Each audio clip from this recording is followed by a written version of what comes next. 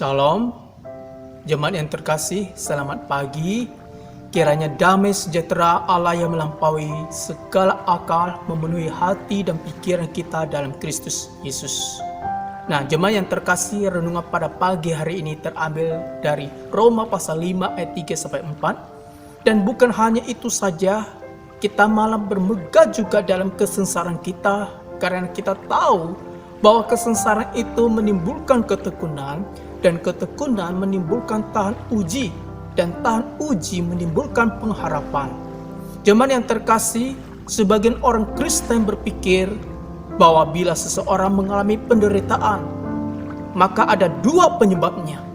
Penyebab yang pertama adalah dosa, dan penyebab kedua adalah ditinggalkan Allah atau tidak diberkati.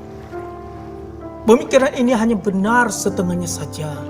Memang keterpisahan dengan Allah membawa dampak penderitaan bagi manusia. Tetapi tidak setiap penderitaan yang kita alami berarti kita sedang ditinggalkan Allah atau tidak diberkati oleh Allah.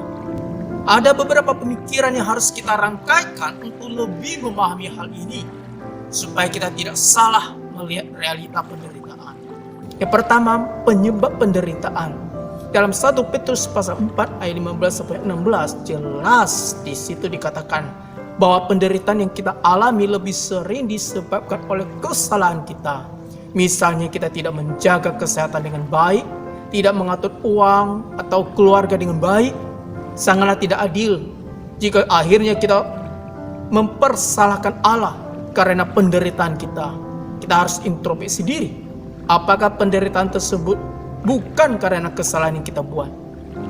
Jika kita menderita karena kesalahan kita, kita justru harus bertobat dan memperbaiki diri, bukannya mempermasalahkan Allah karena tidak memberkati kita. Dan yang kedua, definisi berkat. Banyak orang Kristen mengerti kata berkat hanya sebatas pada hal-hal yang bersifat materi. Padahal banyak berkat Allah yang tidak bersifat materi.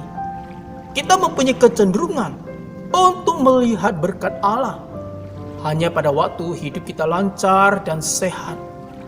Padahal seringkali melalui kesulitan dan penderitaan, Allah menyatakan berkat yang lain. Ayub menderita bukan karena kesalahannya. Iblis mencobai Ayub. Apakah Allah meninggalkan Ayub? Tidak. Justru melalui semuanya ini, Ayub semakin mengenal Allah yang dia sembah. Ini adalah berkat rohani yang luar biasa. Jemaat yang terkasih, mungkin di antara kita sekarang memiliki pergumulan, penderitaan, tapi ingatlah Tuhan tidak tinggalkan kita, dan juga Ia Allah yang tetap memberkati kita. Amin. Tuhan Yesus memberkati kita semua.